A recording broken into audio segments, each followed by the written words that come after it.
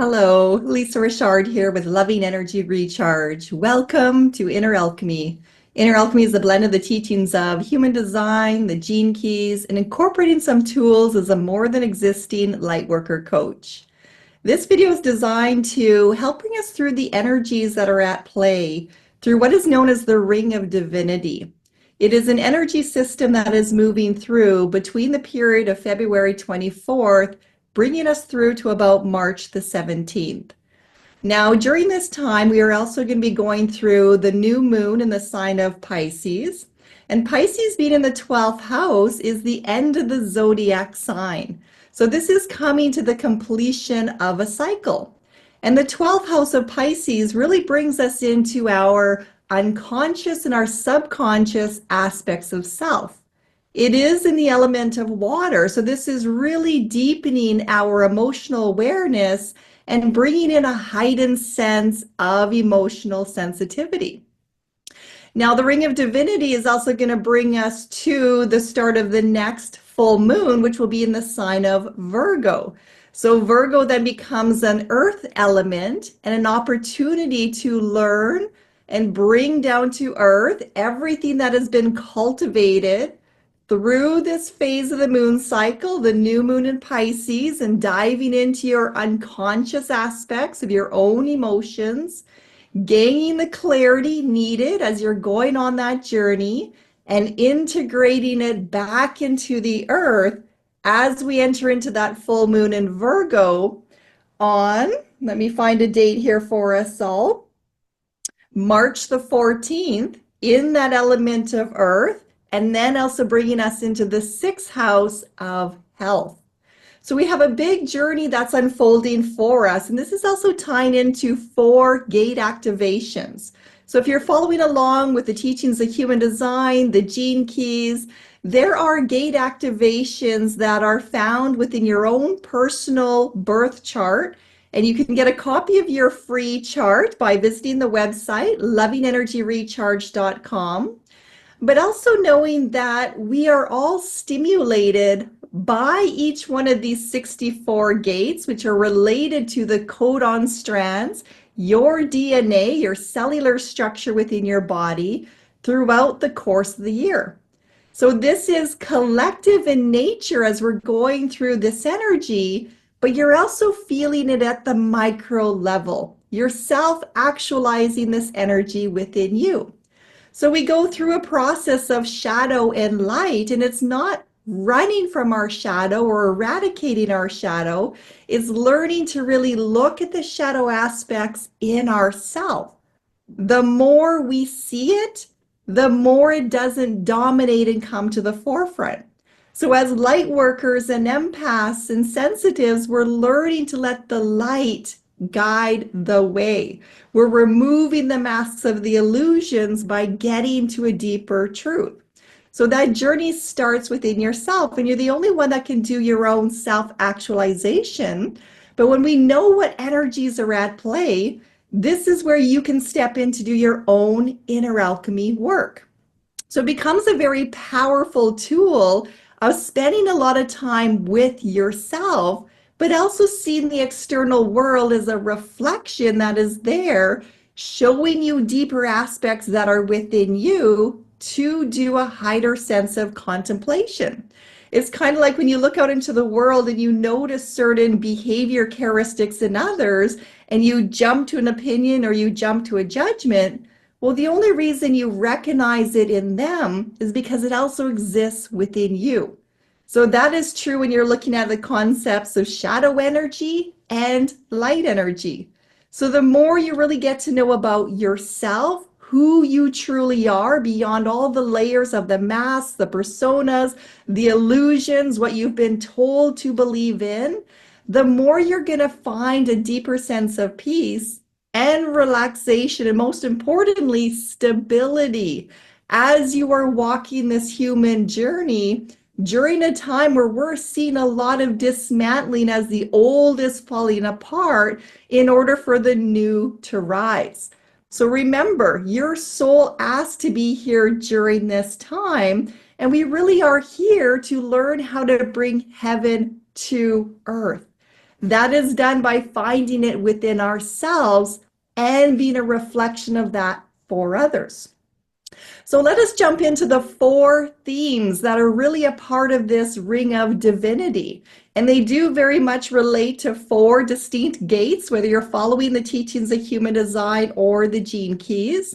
And at its basis, this is all energy.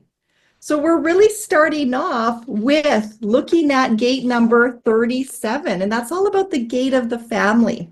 So that's bringing a emotional pressure right off the get-go and leading us into that new moon in the sign of Pisces. That is really putting that emotional pressure around the family unit, the family dynamics, and looking at our fear of tradition.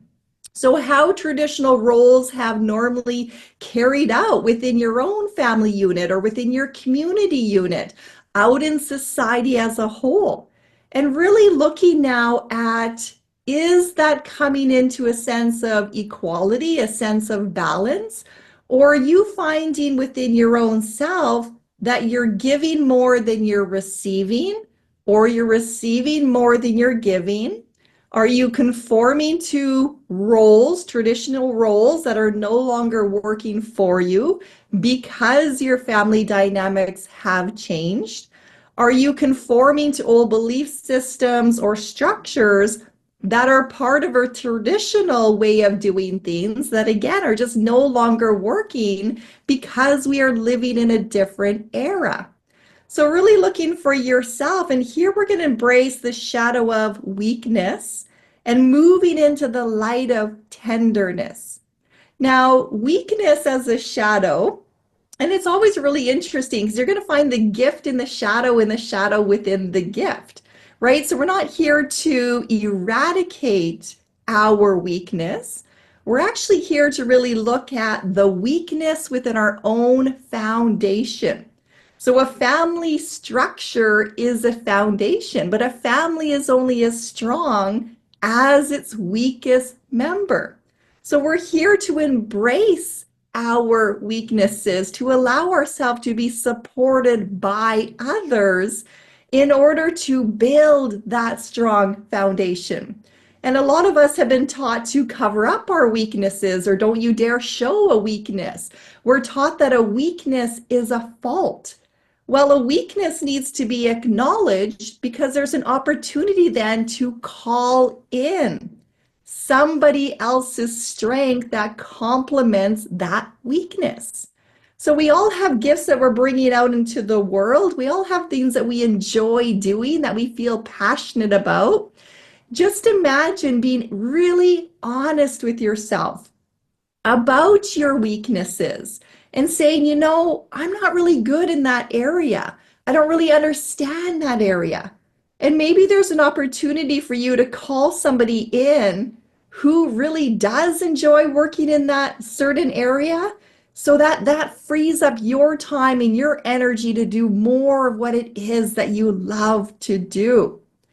Now, we also want to look at that through the lens of, where are you believing through the family dynamics of your own upbringing or through the energies of the relationships around you that you are weak in certain areas that are compromising your belief within yourself? So part of really looking at your foundation and addressing your weakness with the gift of tenderness is, how can we learn to build ourselves up?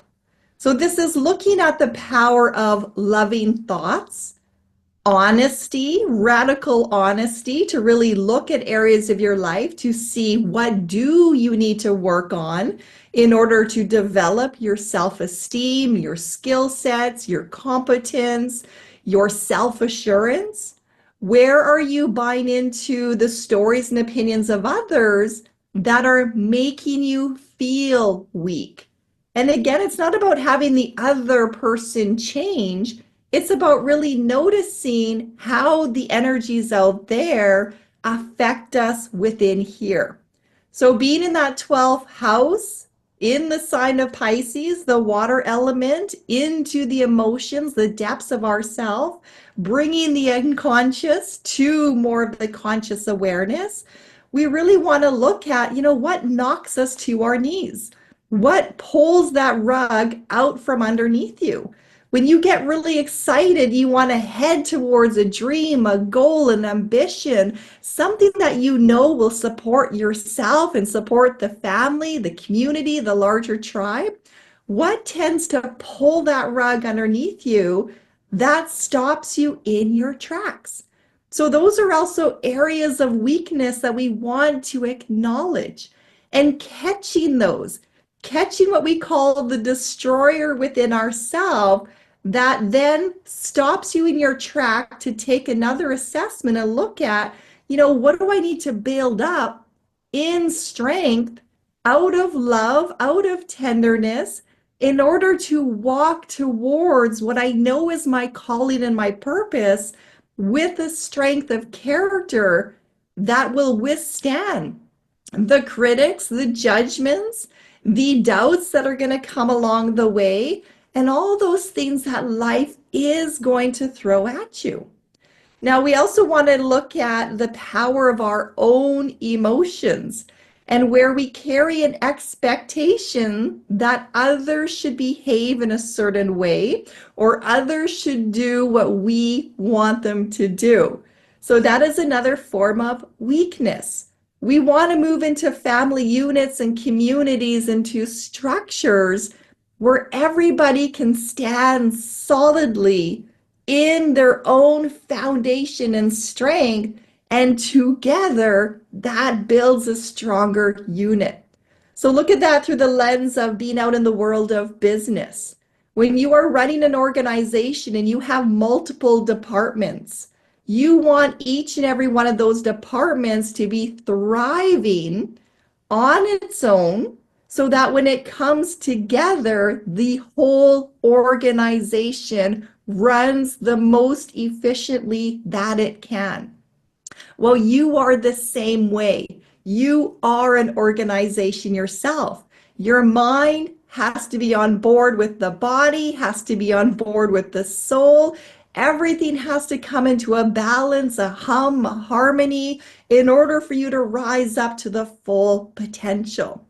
So sometimes we have to really look at our weaknesses with the lens of tenderness, to have more compassion, to allow yourself to be supported by others, by life, by working on what is yours to work on, and trusting that that pressure to evolve that area of yourself is coming forward because you are ready. So notice if you tend to dig in your heels when it comes to change, if you're trying really hard to stay in the traditional roles of, well, this is the way it's always been, and really looking at how the world around you is changing, is always changing, how you have been changing, and perhaps looking at where is the resistance within yourself that is preventing you from feeling safe in adapting with the changes and knowing that you can face the unknown, because you are entering into that with a whole lot of self-actualization, a whole lot of skill sets from your human journey. You got a whole bunch of tools in the toolbox of life through trial and error, and really looking at how you can support yourself in facing the weakness in your own foundation and allowing whatever needs to crumble so that you can build yourself up in strength and offer that same opportunity to others around you. Now, our next gate activation in that is going to be bringing in a mental pressure that is really in the form of the shadow of doubt. And the shadow of doubt is here to really lead us towards the light aspect of truth. So this is the concept of the truth shall set you free. In other words, when you really look at yourself, when you turn the lens away from looking out to the world and having opinions and having judgments and having an idea of what it should be, and you really turn the lens back onto yourself for some radical honesty, and you notice the way your body talks to you, and your body says, you know what, that doesn't feel right. Or the mind jumps in and it has a question and it wants more information. It's curious. That doesn't make sense. It is really allowing yourself to embrace the doubt as a means to seek the truth for yourself. So it's really looking at the areas of your life where you lean heavily on what somebody else says, their opinions, their approval. If you are taking in blind faith, what you have been told, this is the truth. Noticing within yourself if you have a narrow mindset. Do you have a certain structure, an opinion, a belief system? And are you ready to really look at that and think, you know, what if? What if there's more to this story? What if there's another element in here, another perspective, another lens to view this through? So doubt and that external pressure to want to seek answers, that pressure that comes from within us, but it's also external in nature because doubt is a collective shadow. It is the basis of the energy within humanity that is driving us to seek answers, to innovate, to create, to continue to grow and evolve. So we want the freedom to be able to question things for ourselves, to really kind of poke holes in things and to check again the weakness in the foundation. It's not to pass judgment upon another, but it's really to examine for yourself, to be able to be radically honest with yourself, to question when you say something, you know, is that really what I believe in? Am I repeating the voice of somebody else? Is this a belief system that was installed in me from my own traditional roles within my family unit, my community, my religion? Where did that belief come from?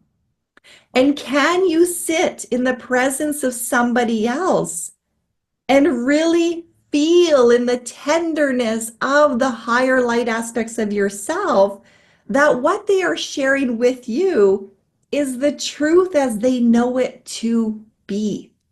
So we're not here to validate anybody else's story. We're not here to be a player in someone else's story. You are here to really cultivate the truth of your own I am presence, to offer that gift out into the world, to learn how to bloom in your full existence by no longer worrying about what anybody else thinks, and to have the peace and the ease of just naturally being you and allowing others to be the same.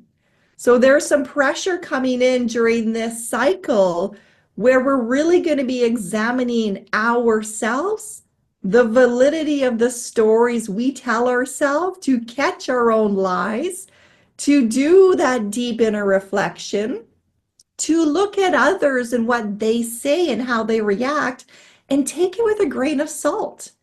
Emotional energy comes with a lot of power. A lot of times we say things in the heat of the moment because we're hurt and we don't fully mean what we say, but because we're hurt, we tend to hurt others. So we really want to look at that through the lens of compassion, the lens of honesty and radical truth, to really see for ourselves, oh, their wounds are exposed. Their wounds are being poked right now. Their inner child is reacting in that energy. So do we need more hurt? Do we need to rub salt into someone else's wounds?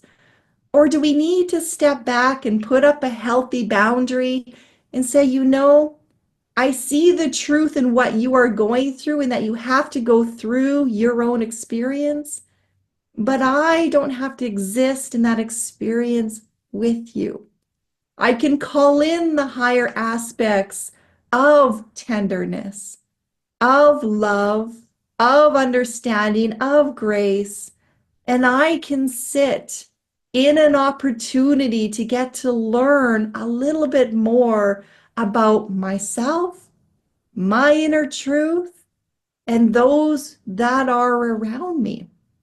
So it's some powerful energy in here that's really helping us to self-actualize. We're then going to move into some more emotional pressure during this cycle, and that's going to be the emotional pressure of accountability.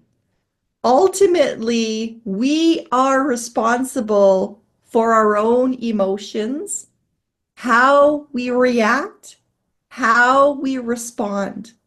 You are not responsible for how somebody else reacts and responds. So we're learning to take full responsibility of our actions, our behaviors, our thoughts, our mannerisms. And the more we really sit in being tender with ourselves and really loving ourselves through our weaknesses, surrendering into allowing ourselves to be supported, noticing what is triggering our wounds, what is hurting ourselves, where are the stories and the belief systems that are keeping you stuck in a self-belief that you're not good enough or not worthy enough or not strong enough or pretty enough. Where does that come from? And really taking the responsibility of feeding your inner light. You're not responsible for somebody else's growth and evolution, but you are responsible for your own growth, your own evolution, and in really being honoring to you and truthful to yourself, you become a light that walks forward as inspirations for others to see. So it is really starting to claim back everything that is in your power to change and going through a very radical, honest reflection of where are you putting your energy that is not yours to touch?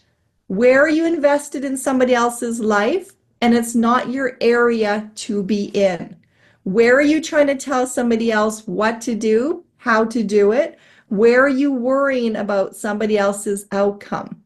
And can you surrender that over to a higher power in the faith that they are guided through their experience and they will weather whatever storm they're meant to weather, but there is another side to that story. So can you hold the light and hold the faith and know that, what? There's all these possibilities for this individual. I see that if they went down this path, that all of these things are possible. And if they would just give up this, all those other things are possible. Can you bring that into your own self-acceptance of just knowing that there's an awful lot of hope surrounding this individual or this organization? So if there's a lot of hope and a lot of potential that surrounds that organization, can you not let it go in the faith that there is many ways for that individual or that organization to thrive? But they have to be accountable to self-actualize it themselves and to do the work necessary for change. So really watch your opinions on others and bring it back into you to work on your own weaknesses, your own foundation, to question yourself with that radical honesty and ask yourself, if you expect someone else to change, are you willing to do the work for your own change? So using that emotional pressure of accountability to really cultivate the gift of grace, Giving grace to yourself in your learning process, learning to forgive yourself in all areas that you have hurt others, or you have accepted the blame, the shame, the guilt projected onto you from someone else. Forgiving yourself for carrying that, placing that responsibility back into the hands of where it truly belongs and saying, you know what? I'm not responsible for your bad behavior. I'm not responsible for cleaning up the mess that you got in. Those of us that were wounded as children, you were not responsible for what an adult imposed upon you.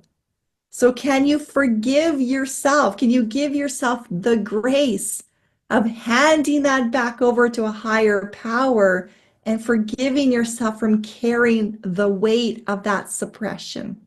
Allowing yourself to call in the higher aspects of grace, to rise you up, to remember your divinity, to honor the divine child within yourself, and to set those pieces of you free. You were never meant to be squashed underneath the thumb of somebody else, but it is our responsibility to remove the imprint of whatever transpired, to acknowledge and being honest of the wound, the trauma that did occur, and to keep that wound open, to call in the light and ask for its healing. And that is where we really step into the gifts of being tender with ourselves, knowing you're healing from that experience, that trauma, that crisis, giving yourself the ultimate grace to go through it at your own time and your own pace, allowing the truth to set you free in that experience. And that brings us to the fourth one in here, which is really going to help us prepare in the light of the storms that are inevitable out in the world and within ourselves. It's going to bring us into the shadow of turbulence, and it's also going to bring us into the light of deep compassion. And the way that this is described within the teachings of the gene keys, if you've ever ridden in an airplane and an airplane goes through turbulence, things get bumpy. And if they get too bumpy, then all of a sudden the oxygen mask drops down. And you are asked to put on your own mask before helping another. Now, symbolically, this is our connection to our breath. The responsibility we have for ourselves to be in a good place before helping others. Our breath is our connection to Source, God, the Creator, the sun, the moon, the stars, whatever you want to call that higher power.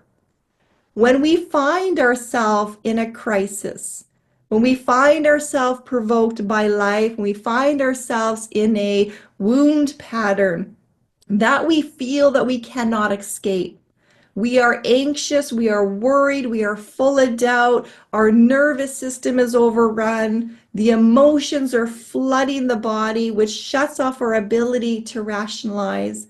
It's allowing yourself to sit in that overwhelm, in that turbulence, and focus on the breath.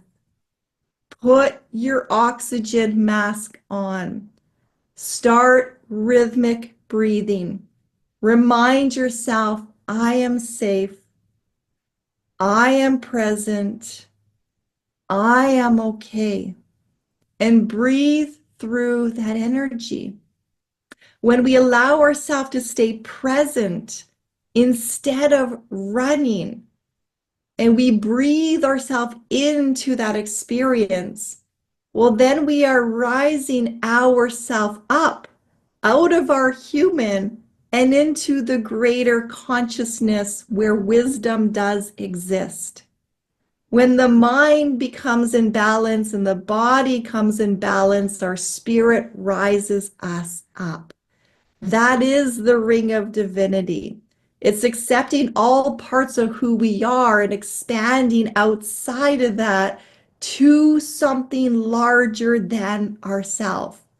It's having the courage to be vulnerable and saying, you know what? I need help. I cannot do this by myself. And as humans, we were never meant to do things by ourselves. We were meant to work together, to lift each other up, not to tear each other apart.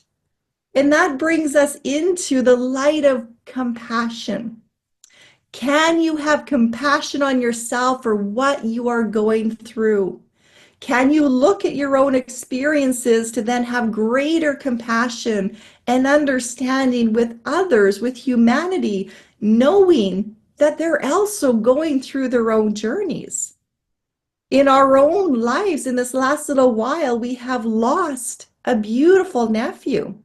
We have had the announcement of my husband facing stage 4 colon cancer.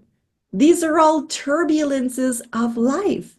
And many others around us have experienced the loss of loved ones or medical issues or losing homes or jobs. Everybody is going through something. And the light of compassion comes into that and says, you know, through the honesty and through the vulnerability and by opening up the doors, allowing the house of you to be made of glass and saying, you know what? This is who I am. This is my radical honesty. Well, then others can't hurt you as much. They don't have anything to hold over your head because you've already exposed it. Right? So there's no ammunition. There's no sense of having to pretend to be anything. Rather, you sit in the compassion of owning, you know, this is what I'm going through. This is my experience. And it's not about, well, why is it happening to me? Because that's the same as saying, well, I rather it happened to them. Right? So it's owning that we all have a responsibility to do a part of the healing of the wounds of humanity. It is collective in nature. And as light workers and sensitives and empaths and star seeds, whoever you are that has found this channel, it's knowing that somewhere within you, there's a soul calling to come in at this time to be a vessel to transmute that energy by calling in a greater love and changing the story through the way that you perceive the world and learning to look through the eyes of deep, deep compassion for yourself and for others. So we have some beautiful energy that we are riding through during what is known as this Ring of Divinity. This time period of February the 24th, leading us through till March the 14th.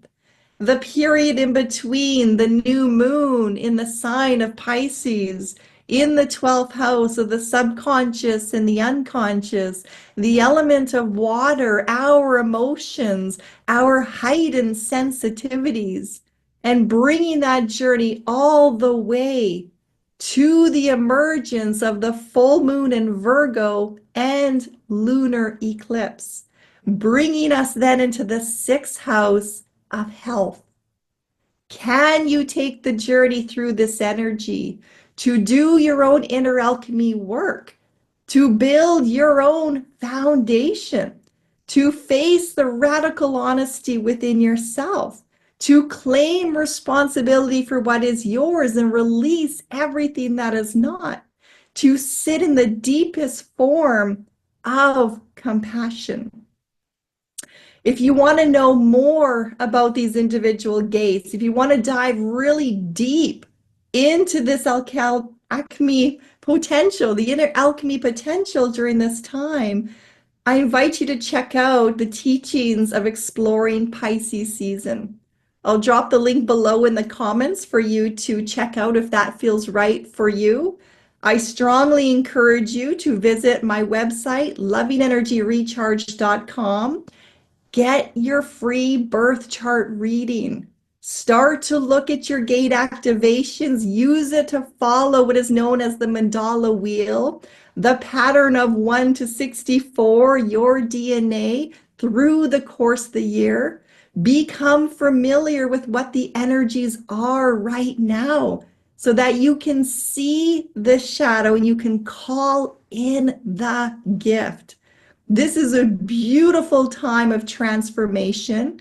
We are in the year of the snake. It is a 9 number. This is all about endings. It's all about shedding your skin, your layers of self that do not serve you, and letting yourself become raw and real. It is not an easy journey to face your own shadows.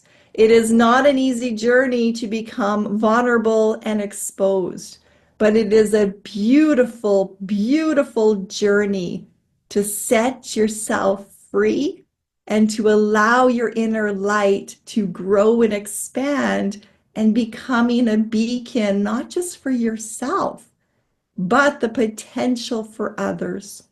And why? Why do we do it? Well, first and foremost, it is for the self that is here to grow, but it's also to help the generations that are coming forward, the children that are being born with heightened sensitivities that need strong, maturely, emotionally, and spiritual parents to help them guide the way. So we're here to change the story. We are the chain breakers. We are the inspiration, the guiding lights to move forward into this age of Aquarius. And it starts by doing your own healing. That is it. We're not responsible to save the world. You are not responsible to save anybody else. You are here to love yourself. And in loving yourself, you will offer that gift out to the rest of humanity. Namaste. The light in me sees the light in you. Until next time, take care.